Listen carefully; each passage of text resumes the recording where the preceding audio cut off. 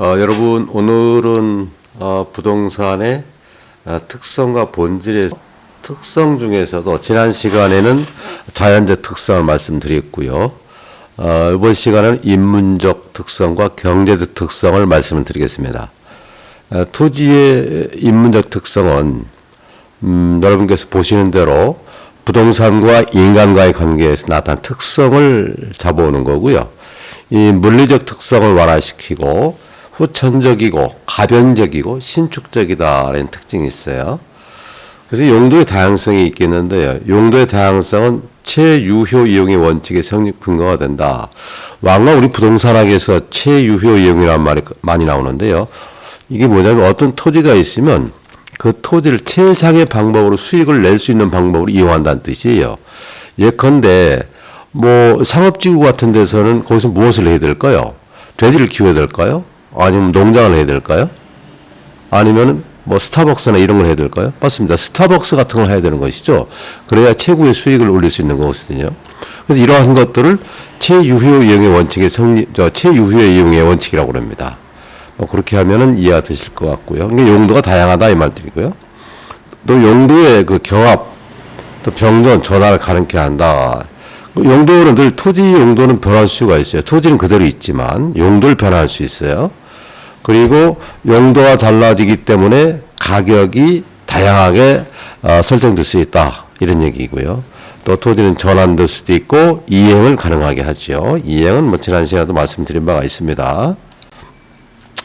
다음에 인문적 특성 중에서 병합 분할의 가능성을 살펴볼게요. 이 말은 토지는 이용 목적에 따라서 자유롭게 병합도 되기도 하고 분할도 할 수 있다. 이런 의미입니다. 그래서요. 앞에서 말한 용도의 다양성을 지원하는 기능을 갖는다. 또 합병했을 때, 분할했을 때 가격이, 가치가 올라가고 내려갈 수 있다는 얘기죠.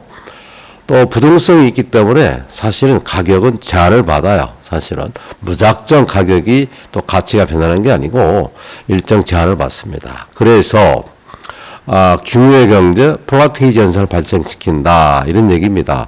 지금 플라테이지 현상이 뭐냐면 위에 그림을 잠깐 보실까요? 지금 맹지라고 쓰여 있는 이 토지는 사실 맹지를 되게 이제 감정 평가할 때도 플라테이지 현상, 플라테이지를 많이 고려하는데 이 맹지 경우는 그대로 두면 가치는 지금 도로에 접해 있는 이 A씨의 땅하고 비교해 봤을 때 가치나 가격은 천지 차이입니다. 하지만 이 맹지를 이 도로를 끼고 있는 B씨의 땅이나 A씨의 땅이나 D씨의 땅과 함께 합병을 한다면 가치가 엄청 달라지는 거죠. 가치가 말하자면 앞에 있는 도로변에 있는 땅과 같이 가치가 상승한단 말이에요. 이러한 것을 플라테이지 현상이라고 부릅니다. 이해하셨을 것 같고요.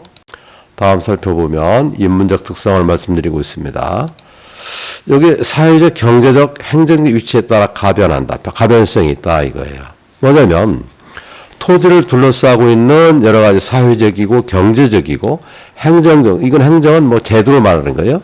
이런 환경의 변화에 따라서 토지의 유용성이 변화된다는 특성입니다. 이 말은 이제 요것은 구체적으로 제가 그 기출문제도 하나 올려놨는데 그거 하면서 설명을 한번 드리면 더 쉽게 이해될 거예요.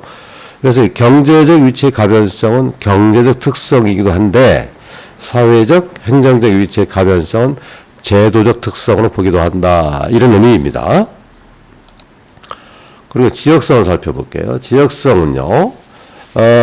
지역이죠. 부동산은 자연적, 인문적 조건의 전부 또는 일부를 서로 공유해서 일정한 지역을 구성한다.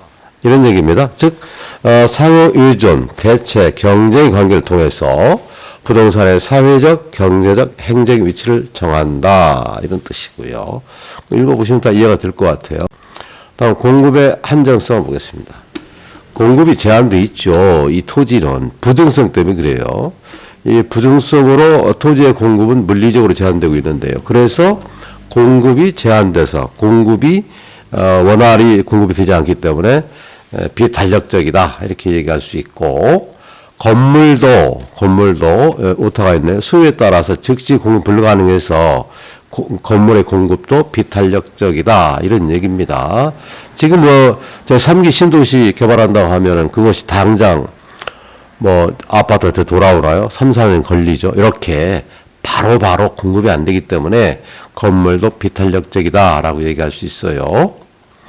근데 토지는 용도의 다양성 때문에 부분적 용도 시장에서는 공급이 부정성이 있지만 용도의 다양성으로 따른 부정성은 여기서 해소가 되잖아요. 그래서 공급의 물리적 한정성은 완화가 된다라고 볼 수가 있고, 또 제가 입찰 지대곡선, 이 경쟁 지대곡선이라고 하는 이것도 설명 좀 드릴게요.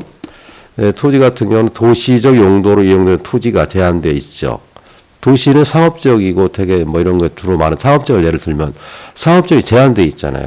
또 지역마다 규제 강화가 있어서 사실 현실적으로는 도시 지역의 토지 공급은 좀 한정돼 있잖아요. 그래서 가격이 올라가는 거예요. 그림을 잠깐 볼게요. 그림을 잠깐 보시면 지금 이쪽 도심 왼쪽에 있는 게 도심이고 오른쪽으로 갈수록 도심과의 거리를 말하는 거예요. 그 다음에 세로로 되어 있는 것은 지대, 땅값을 말하는 거죠. 보세요. 상업지역에서는 땅값이 매우 높죠. 주거지역은 그보다 좀 떨어지고 공업지역으로 가서 조금 더 떨어지고, 여기 이제 그 용도의 경합이 되니까 상업지역에서는 가격이 높고 주거지역에서는 가격이 좀 떨어지고, 그러니까 도심에서 멀리 떨어질수록 지대가 떨어진다는 겁니다. 이게 바로 입찰 지대 곡선이에요. 이걸 왜 설명을 드리냐면 한번 더 보실게요. 자, 이게 말입니다. 상업지역에 토지가 한정되어 있다고 그랬잖아요. 이게 부족하면 바로 이행이 되는 거예요. 옆에 주거지역으로 이행이 되는 거죠. 그러니까 주거지역 일정 부분이 상업지역으로 편입이 되는 거죠. 편입이 되면서 지대가 또 올라가게 되고, 그러한 우리 그 토지의 특징 중 이런 현상들, 이게 바로 이제 이쪽에서는 경제적 특성이 되겠는데요. 이런 그 특성들이 나타날 수가 있어요. 그러면 다시 한번 비교해 볼게요. 아까 이거 처음에 말씀드린 것이 원래의 모습, 상업지역과 주거지역과 공업지역은 지대의 차이가 있다는 거고, 그 다음에 오른쪽에 있는 그림은 주거지역 일정 부분이 이행이 되면서 상업지역 넘어왔다 이거죠. 그러면 이렇게 지대가 높아지잖아요. 이렇게 주거용 토지가 상업용 토지로 전용되면서 이행되면서 상업지역으로 가면 토지가 바로 지대가 높아진다. 그런데 이것도 제한이 돼 있어요. 그죠? 그래서 이것을 해결한 방법은 결국은 근본적인 원인은 토지가 부족하다는 겁니다. 토지가 늘어나지 않는다는 거예요. 그래서 해결 방안 매우 중요합니다. 첫 번째는 토지 이용 자원의 신규 개발이 필요하다. 지금 신도시 개발하고 막 그런다고 하잖아요. 그러니까 이 지대곡선 부분을 해결하기 위해서 땅값이 높잖아요. 상업적으로 할수록. 그래서 우선 굽는 땅이 없기 때문에 토지 이용 자원의 신규 개발이 필요하다. 그리고 두 번째, 가용 토지 자원의 집약화해야 돼. 이게 뭐냐면 도심에 있는 토지들도 아니면 주거지역의 경우도 단독주택이 많단 말이죠. 그러면 이걸 재개발해서 공동주택으로 짓게 되면 토지 자원을 집약할 수 있는 거잖아요. 바로 이런 부분을 말씀드리는 거고, 그것도 안 되겠다. 그러면 예컨대 지방균형 발전의 개념인데 서울에 인구가 많잖아요. 많기 때문에 토지가 부족한 거고 주택이 부족한 거잖아요. 그러면 인구 분산 정책이 필요하다. 예컨대 혁신도시라든지 이런 그 정책적으로 도시들을 개발해서 서울의 인구를 아니면 대도시의 인구를 분산할 필요가 있다. 그래서 보통 세 가지 방법을 학자들은 제시합니다. 실제 현실적으로 맞는 대안들이고요. 그렇게 이해하시고. 그리고 이제 계속 투자의 고정성 볼게요. 경제 특성인데요. 투하자본 회수가 고정적이에요. 예컨대 토지는 영속성을 가지잖아요. 그래서 부동산에다가 뭘 투자를 했다 이거야. 노동도 투자하고 자본도 투자했어. 그런데 바로바로 회수는 안 되죠. 영속성 때문에. 그래서 그것을 투하자본 회수의 고정성이라고 부릅니다. 그리고 토지 이용 규제들이 많잖아요. 토지가 우리 국토 이용 및 계획에 관한 법이라든지 이거 모법이에요. 이런 법률에 의해 토지 이용 규제를 한단 말이죠. 합리적인 국토 이용을 위해서. 그래서 이게 뭐 변화가 되면 대처하기가 금방만 대처하기가 어려워요.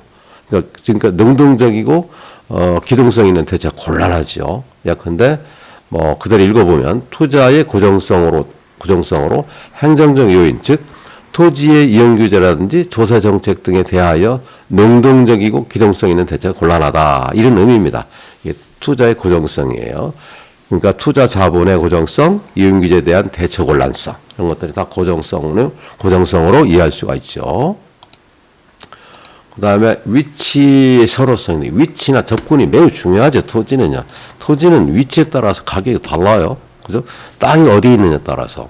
지금 이 도심에 있는 땅, 예컨대 평으로 10평하고, 저 시골에 있는 땅 100평하고, 그 1000평하고도 가격이 달라요. 왜 그렇습니까? 부동성 때문에 시골에 있는 땅을 이 도지 갖고 올 수만 있다면 얼마나 좋겠어요. 그렇지 못하잖아요. 그래서 부동성 때문에 위치가 중요하고 위치에 따라 가격이 다르다. 예컨대 주거지역이라면 편리해야 되고 쾌적해야 되죠. 상업지역이라 하면은 사람들이 많이 모이고 그래서 수익성이 좋아야 되는 땅이고 공업지는 비용의 문제를 생각하지 않을 수 없죠. 생산비 절감 문제이기 때문에 위치에 따라서 가격이 다르다. 그리고 접근성이 좋아야 돼요.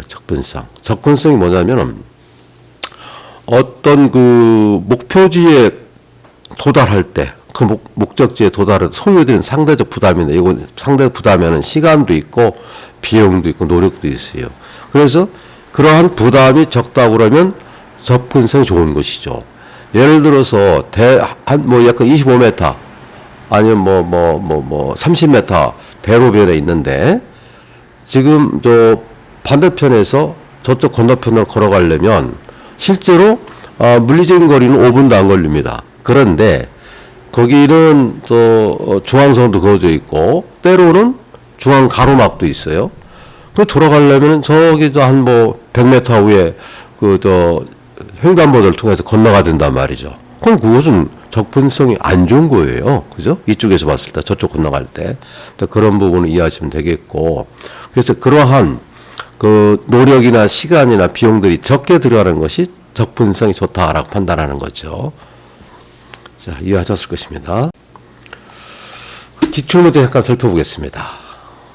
지금 뭐 쭉 언급했던 부분들을 좀 더 제가 말씀을 들어보면, 자, A 아파트의 인근 지역에 공원이 새롭게 조성되고 대형 마트가 들어서서 A 아파트의 가격이 상승했다면, 이러한 현상은 부동산의 자연적, 인문적 특성 중 어떤 특성에 의한 것인가? 이런 얘기죠.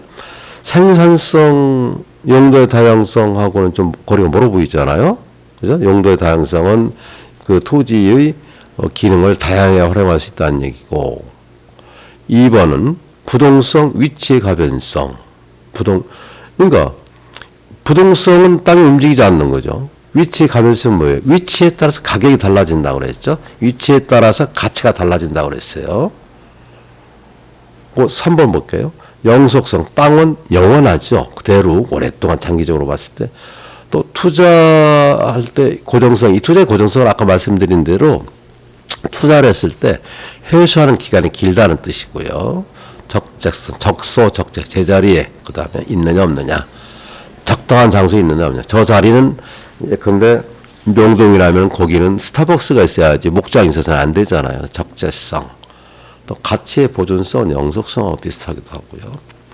근데 부증성은 늘어나지 않는다는 거고, 분할의 가능성, 분할이 가능해서 분할하고 아니면 뭐 통합하고 해서 플라테이지가 생기기도 하고 가치가 변화한다고 그랬어요. 분할함으로써 또 가치가 떨어지든지 늘어나든지. 죄송합니다. 뭐 이러한 가능성들인데 3번의 그 지문은 보면은 보십시오. 부동성이죠. 토지는 움직이지 않고 부동성이고, 위치의 가변성이죠. 그죠? 위치의 가변성. 환경이 변했잖아요. 위치의 가변성. 가격이 상승한 이유가 뭐예요? 주변에 공원도 있고, 대형마트가 편리하니까. 그래서 그런 것들 들어와서, 이제 그 인문적 특성, 자연적 특성으로 보면 땅을 움직이게 하니까 부동성이 되겠고, 그리고 좋은 시설이 들어왔으니까 이건 접근성이 좋다는 얘기니까 바로 위치의 가변성이 되겠습니다. 그렇게 이해하시면 되겠습니다. 오늘은 여기까지 하겠습니다. 여러분 감사합니다.